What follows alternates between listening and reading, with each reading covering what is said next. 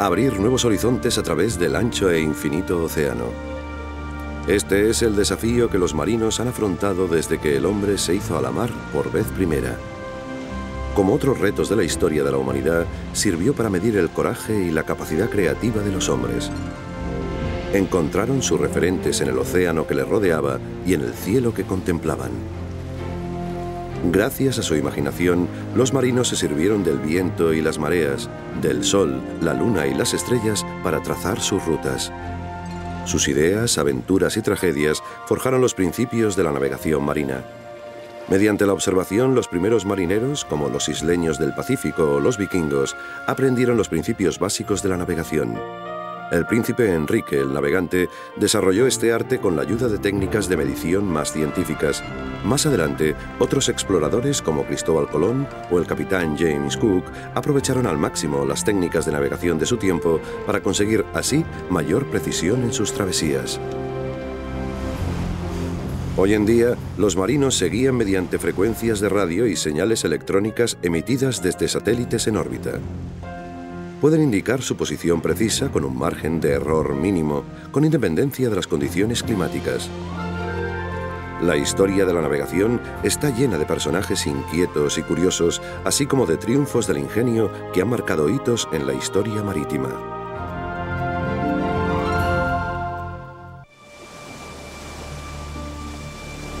A primera vista, el mar es un lugar inmenso y vacío, donde el horizonte parece perderse a lo lejos. Pero para un marino experimentado, los vientos, las mareas, las nubes, las corrientes, la ruta de los pájaros migratorios y hasta la composición del fondo del mar pueden señalar el camino a seguir. En lo alto, el sol, la luna y las estrellas cumplen las funciones de un mapa.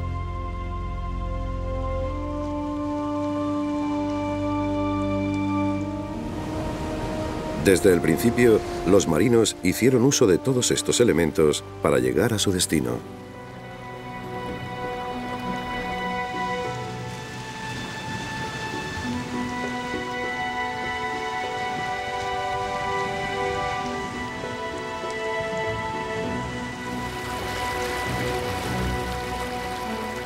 Más de 1000 años antes de Cristo, los habitantes de las islas de Marshall embarcaron en sus frágiles canoas y colonizaron la zona occidental del Pacífico. Los vikingos cambiaron la forma de medir las distancias. El método más simple consistía en utilizar la mano para medir, a mediodía, la distancia entre el sol y el horizonte. Tras hacer la medición, lo comparaban con la distancia existente entre el sol y el horizonte de un lugar conocido siempre a mediodía. Para determinar otras direcciones, los marinos vikingos usaban un artilugio que se servía de la sombra que marcaba el sol sobre un cuadrante. Lo llamaban brújula solar.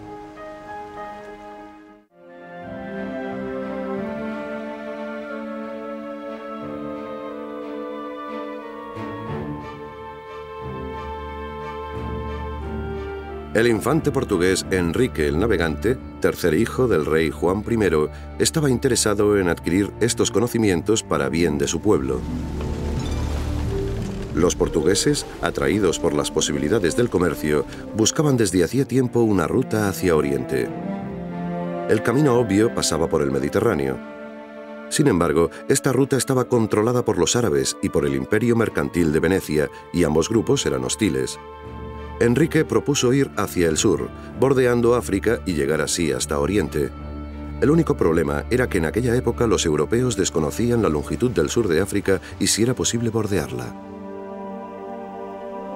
A finales del siglo XII, la brújula magnética, utilizada en China durante más de 1000 años, llega a Europa con un uso aún limitado. A los marinos les asustaba el magnetismo, pues atribuían sus poderes a fuerzas ocultas. Seguían confiando en la estrella polar para determinar la ruta a seguir por la noche. Equipados con instrumentos como la ballestilla o el astrolabio, las primeras expediciones de Enrique desde Portugal se dirigieron al sur, pasando de Gibraltar a Marruecos para luego bordear la costa norte de África. Su objetivo era recopilar información. Reunieron los datos en cartas de navegación llamadas portulanos, que recogían los accidentes geográficos y las descripciones de los puertos y costas que avistaban los marineros. En un primer momento, fueron los marinos del Mediterráneo los que desarrollaron esta técnica. Los mapas que trazaban eran completamente diferentes de los primeros mapas medievales. Condicionados por el dogma cristiano de la época, hasta entonces los mapas representaban 3 continentes rodeados por agua. Al este, en la parte superior del mapa, estaba el Jardín del Edén, y en el centro se encontraba la ciudad sagrada de Jerusalén. Pero Enrique necesitaba información práctica y no cartas trazadas por la teología. A medida que sus barcos se adentraban en el sur hacia aguas desconocidas, los marineros trazaron nuevos portulanos. Debían incluir las distancias, las demoras entre los puertos y la profundidad del mar. Esto último se hacía mediante una cuerda a la que se le adosaba una pieza de plomo. Cuando los exploradores de Enrique regresaron a su país, volvieron con una información científica abundante que se sumó al cúmulo de datos existentes en Portugal. Los cartógrafos estudiaron las nuevas demarcaciones, las compilaron junto con las antiguas y retocaron los mapas que tenían de la costa de África y que guiarían las posteriores expediciones. Los avances conseguidos con los portulanos y el astrolabio permitieron que las expediciones de Enrique el Navegante avanzaran lenta pero firmemente en su descenso por las costas de África. Sin embargo, el príncipe no viviría lo suficiente para haber cumplido su sueño. Cuando murió en 1460, sus marineros solo habían alcanzado la zona conocida hoy en día como Sierra Leona, a más de 3.200 kilómetros de la parte más meridional de África. El problema surgió cuando los portugueses cruzaron el Ecuador y entraron en el hemisferio sur. Familiarizados desde hacía tiempo con las estrellas de los cielos del norte, perdieron de vista su referente celestial más fiable, la estrella polar. Por eso, los eruditos de la Escuela de Navegación de Sagres, fundada por Enrique, realizaron centenares de cálculos complejos que plasmaron en un libro lleno de tablas, donde aparecía la declinación del Sol a lo largo de la costa africana de Guinea. Este era un punto de referencia para la navegación gracias al cual los marinos podían determinar su posición en el hemisferio sur. Finalmente, en 1488, casi 60 años después de que se fundara la escuela y 28 años después de la muerte de su fundador, Bartolomé Díaz rodeó el Cabo de Buena Esperanza y traspuso el soñado paso hacia la India. Se había abierto la puerta a las ricas tierras de Oriente. Mientras los portugueses navegaban hacia el sur, rodeando el vértice meridional de África para llegar a Oriente, un hombre llamado Cristóbal Colón buscaba llegar al mismo destino por otra ruta, navegando hacia el oeste. Colón había propuesto esta ruta a los portugueses en 1484 sin éxito alguno, aunque sabían que era posible. En la época de Colón, cualquiera que tuviera un mínimo de formación sabía que la Tierra era redonda y que cualquier viaje, ya fuera por el este o el oeste, acabaría por dar la vuelta a la Tierra. Sin embargo, los portugueses cuestionaban los cálculos de Colón. Colón pensaba que las Islas Canarias y Japón estaban separadas por unos 3.800 kilómetros. Basándose en cálculos realizados con la ayuda del cielo, los portugueses afirmaron que la distancia era mucho mayor, 17.000 kilómetros, medida que se acercaba más a la distancia real. Evidentemente, los europeos desconocían que existía todo un continente justo en medio. A pesar de los cálculos de los portugueses, Colón continuó insistiendo en su teoría y, finalmente, logró convencer a los reyes españoles para que le financiasen una expedición formada por 3 pequeños barcos. Durante su viaje hacia el oeste en 1492, Colón sabía que para señalizar la ruta utilizada y no perderla, necesitaría medir de alguna forma la distancia recorrida día a día. Al igual que los portugueses, Colón había aprendido a delimitar la latitud y a calcular las distancias de norte a sur mediante el sol, las estrellas y las tablas de cálculos. Pero por lo que se refería a la longitud, Colón, como el resto de sus contemporáneos, solo podía realizar cálculos aproximados de la distancia que un barco recorría de este a oeste. El caso es que, para medir la longitud, se requería algún artilugio que indicara el tiempo. Para encontrar la solución a esta necesidad, tenemos que remontarnos a miles de años atrás. Desde la antigüedad, los astrónomos usaban 360 grados como medida esférica de la Tierra. También sabían que la Tierra gira 360 grados sobre sí misma cada 24 horas. Así pues, los cartógrafos dividieron el globo terráqueo en 24 líneas o meridianos de longitud. El espacio entre cada meridiano era de 15 grados o 1 hora de longitud. también anillaron el globo terráqueo con líneas de latitud espaciadas desde el punto más ancho del planeta, el ecuador. Esto permitía crear líneas imaginarias que podían subdividirse a su vez en minutos y segundos, capaces de determinar la posición exacta de cualquier lugar en la Tierra, al menos en teoría. Sin embargo, mientras las líneas de la latitud se trazaban en paralelo y así permanecían equidistantes a medida que rodeaban el globo, las líneas de longitud convergían a medida que se acercaban a los polos. Debido a las cambiantes distancias entre los meridianos, resultaba muy difícil determinar la posición mediante la longitud. Si un barco transportaba un reloj con la hora correspondiente al meridiano principal, el marino podía compararla, por ejemplo, con la hora que a mediodía marcase el reloj del barco observando la posición más elevada del sol. La diferencia entre las dos horas revelaba la diferencia entre la posición longitudinal del barco y la del meridiano principal. Así pues, una hora equivalía a 15 grados, 2 horas a 30 grados y así sucesivamente. Por desgracia, los relojes de la época de Colón no eran lo suficientemente fiables como para hacer este tipo de cálculos. Por eso, como los demás marinos, Colón averiguaba su posición utilizando una técnica llamada el cálculo muerto. Esta determinaba la velocidad del barco a intervalos regulares y luego utilizaba esas cifras para determinar el número de millas recorridas ese día. Con el paso del tiempo, los marinos empezaron a utilizar un artilugio muy simple llamado corredera, que ayudaría a medir la velocidad. Gracias a los viajes de Marco Polo 200 años antes, Colón sabía que la latitud de Japón difería en pocos grados de la del puerto de salida de las Islas Canarias. Así pues, como los vikingos, Colón averiguó primero la latitud y luego intentó no extraviarse de esta ruta mientras navegaba rumbo a Japón. Para verificar la dirección, empleaba una brújula magnética. Fue la primera vez que los europeos utilizaron un artilugio como este en un viaje transoceánico. Tras 33 días en el mar sin divisar tierra y después de varios amagos de amotinamiento, la pequeña flota de Colón desembarcó no en Japón, sino a miles de kilómetros de distancia, al este de una de las islas menores de las Bahamas. Al final de su vida, Colón todavía creía haber encontrado la puerta de acceso a Oriente. A pesar de estar equivocado, su viaje continúa siendo uno de los mayores hitos en la historia de la navegación, ya que permitió el acceso de los europeos a las ricas tierras del oeste. A pesar de los sorprendentes logros de Colón y otros exploradores de su época, a los marinos aún les faltaba una pieza crucial para completar el puzzle de la navegación. Cuando se navegaba de este a oeste, los navegantes apenas podían calcular la distancia del viaje. Tendrían que pasar 200 años hasta que alguien inventase una ingeniosa solución para un viejo problema.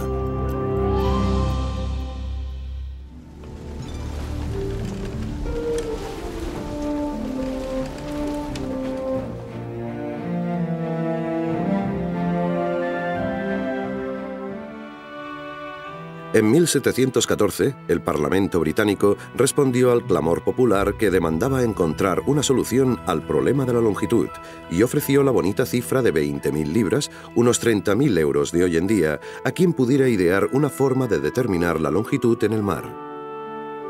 Para muchos, la clave del problema era diseñar algún tipo de reloj portátil y fiable, lo que en sí mismo ya representaba toda una serie de desafíos técnicos. Aunque eran mejores que los del siglo XV, los relojes del XVIII eran relojes muy pesados, de péndulo y extremadamente imprecisos, ya que a veces llegaban a perder o ganar algunos minutos al día. En el mar, a bordo de un barco en movimiento, con el aire salado, la humedad variable y las temperaturas fluctuantes, estos relojes resultaban completamente inútiles.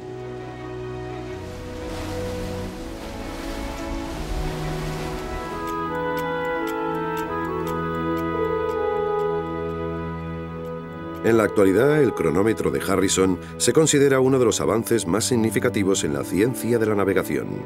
Acabó con una era en la que se dependía excesivamente de la longitud y de los caprichos de los cálculos muertos. Además, permitió a los marinos trazar la ruta más directa hacia el destino deseado. Irónicamente, una década después de que John Harrison acabara de perfilar el H4, el cronómetro que le había hecho ganar el premio ofrecido por el Parlamento, el marino más famoso de la época, el capitán James Cook, zarpó desde Plymouth en dirección al Pacífico, desprovisto de cronómetro. James Cook era hijo de un granjero emigrante y no era oficial de marina, pero gracias a su destreza como navegante y a su pericia para trazar nuevos territorios, había conseguido el reconocimiento del almirantazgo británico. En 1768 le encargaron la misión de encabezar una expedición de científicos con destino a Tahití.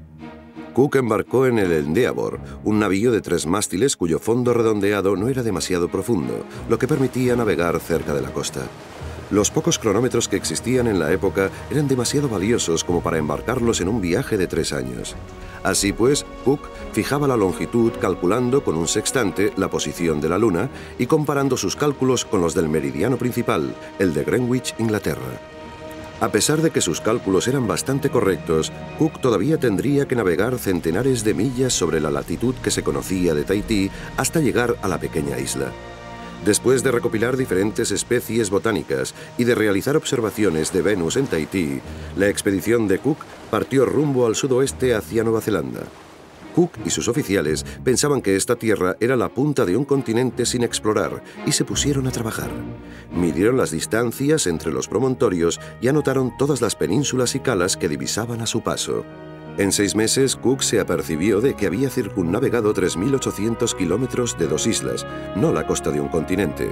El mapa que había trazado detallaba magníficamente la zona con un escaso margen de error en cuanto a su longitud. Al año siguiente, cartografió porciones de una enorme masa de tierra, Australia. Lo hizo también con todo lujo de detalles. Cuando regresó a casa, Cook fue aclamado por todos, pero aún le quedaban muchas misiones por cumplir.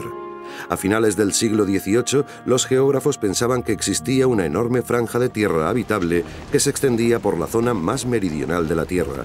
Cuando se embarcó en su segundo viaje al Pacífico en 1772, Cook estaba decidido a encontrar ese esquivo continente del sur.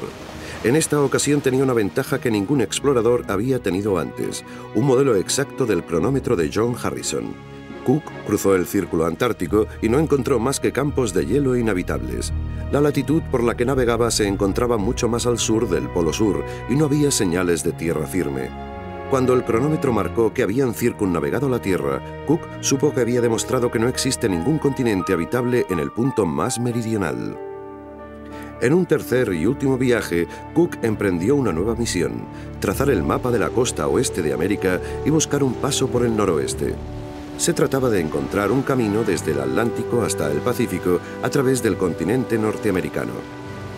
Tras alcanzar Alaska sin ningún resultado, Cook se dirigió rumbo a Hawái, donde los isleños del Pacífico habían llegado en sus canoas siglos antes, usando técnicas de navegación totalmente diferentes. Allí, 10 años después de su primera expedición, Cook fue asesinado por un grupo de nativos. A pesar de todo, su legado permanece intacto. Cuando Gene Roddenberry estaba preparando el guión de Star Trek, pensó en el Capitán Cook, en sus viajes y sus éxitos. En muchos sentidos, el personaje del Capitán Kirk está basado en el Capitán Cook. No solo se desplaza a lugares desconocidos, sino que se asegura que todos puedan volver. Abre nuevos horizontes, se ve inmerso en multitud de aventuras, pero su trabajo no consiste únicamente en salir y luchar. También explora, traza mapas, ejerce de diplomático y de científico. James Cook no solo nos dejó una colección de mapas perfectamente detallados de las islas y costas del Pacífico, sino también un buen número de oficiales bien entrenados que continuaron explorando y cartografiando esas aguas. Tenían a su disposición la tecnología más avanzada del momento en Europa. Con el paso de los años, esta tecnología se iría perfeccionando, aunque no habría grandes cambios en la navegación hasta el siglo XX gracias al nacimiento de la electrónica.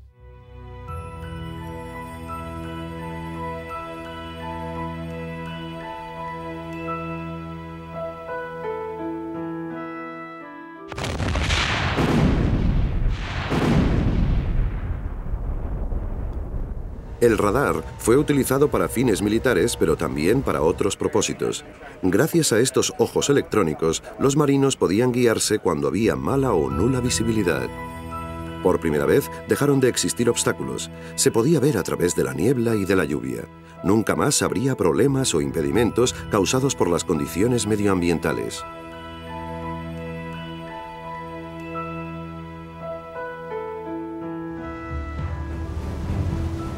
Pero para encontrar la posición en medio del océano, los marineros necesitaban un sistema electrónico diferente. El LORAN fue una de las primeras emisoras de radio utilizadas para determinar la dirección. El sistema LORAN, basado en emisoras que transmitían desde tierra, emitía señales electrónicas.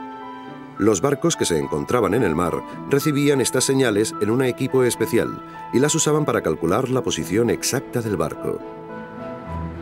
El radar y el LORAN figuran entre los primeros de los muchos avances electrónicos surgidos en la navegación por mar. En los años 50, el desarrollo del misil como arma de guerra supuso otra novedad importante. A medida que la Guerra Fría se hacía más evidente, los Estados Unidos dirigieron su atención hacia el Océano Ártico como posible posición estratégica desde la que lanzar misiles contra los soviéticos. Como elemento clave en toda esta estrategia estaba el submarino nuclear desarrollado por la Armada estadounidense.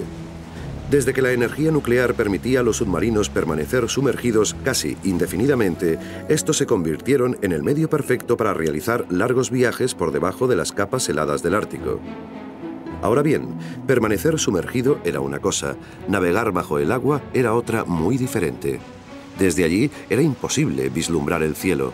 Y para recibir señales de emisoras de radio como el LORAN, el submarino debía desplegar un mástil por encima de la superficie con el consiguiente riesgo de ser detectado. Para los primeros submarinos no hubiera supuesto ningún problema, ya que pasaban poco tiempo sumergidos. Pero ¿cómo podría un submarino señalizar su posición si emprendía un largo viaje por debajo del mar? Al cabo de años de trabajo concienzudo, la Armada de los Estados Unidos desarrolló finalmente un sistema que supuestamente podía resolver el problema. Para mostrar este novedoso sistema de navegación y su nueva tecnología nuclear al mundo, la Armada envió al Nautilus a una misión especial en julio de 1958. El Nautilus tenía que cruzar el Polo Norte por debajo de la capa de hielo polar. Para navegar bajo el agua, el Nautilus estaba equipado con una tecnología compleja denominada Sistema de Navegación Inercial, que originalmente había sido diseñado para guiar misiles balísticos. El sistema consistía en una brújula de navegación especial conectada a un acelerímetro. La brújula memorizaba la posición del Nautilus donde quiera que se encontrase. El acelerímetro era un sensor de movimiento que medía el empuje y la velocidad del Nautilus e indicaba también su movimiento teniendo en cuenta las tres dimensiones. Un ordenador calculaba los movimientos que indicaba la brújula e informaba al capitán del Nautilus, William R. Anderson, de la posición del submarino a cualquier profundidad y en cualquier momento. Aún así, el viaje por debajo de los irregulares hielos del polo era extremadamente peligroso. Si le ocurría algo a los sistemas de navegación del barco, no habría forma de subir a la superficie y calcular la posición. Cuando salió a la superficie en el norte de Groenlandia, la isla descubierta por los vikingos casi 1000 años antes, el Nautilus había recorrido 2.900 kilómetros bajo el hielo polar. Había conseguido cumplir la misión que los exploradores del Paso del Noroeste habían intentado durante mucho tiempo. El Nautilus había establecido una ruta desde el Pacífico hasta el Atlántico, y lo había conseguido pasando por debajo del techo del mundo. A pesar de que ya han transcurrido algunos siglos desde que los marinos contemplaron por primera vez el sol y las estrellas para guiarse, el hombre ha vuelto a mirar el cielo para guiarse en el mar. En esta ocasión recibe señales electrónicas desde una constelación de estrellas artificiales, 24 satélites en órbita que forman un sistema de navegación electrónico conocido como GPS o Sistema de Posicionamiento Global. Cada satélite está equipado con su propia frecuencia, su propio reloj y los sistemas informáticos que le mantienen en contacto mientras envía señales a la Tierra. Aquí, un receptor determina la posición del usuario calculando los diferentes horarios entre las señales de varios satélites. En el mar, el GPS facilita la longitud y la latitud con una precisión casi perfecta, de forma que los capitanes pueden incluso programar la ruta de sus barcos antes de zarpar.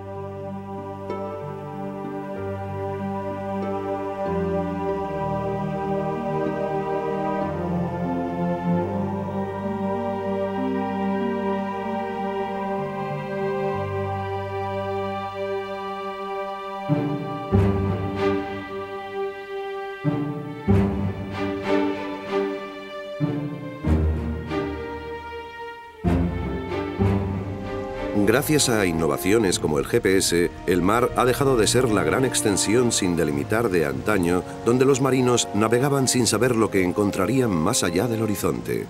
Haga buen o mal tiempo, los marinos pueden ahora determinar su posición en cualquier lugar del mundo. La búsqueda de nuevas técnicas que permitan navegar de forma más precisa por los océanos sigue siendo un triunfo del coraje y de la imaginación. Pocos hitos de la humanidad pueden compararse a esta proeza. Un viaje de la mente y del espíritu que ha transformado antiguas barreras en rutas comerciales y de transporte. Un logro construido gracias al extraordinario legado de aquellos marineros e inventores que iniciaron el camino. Individuos llenos de curiosidad, ingenio y ambición que a través de sus triunfos y fracasos aprendieron a encontrar su camino en medio de los anchos e infinitos mares.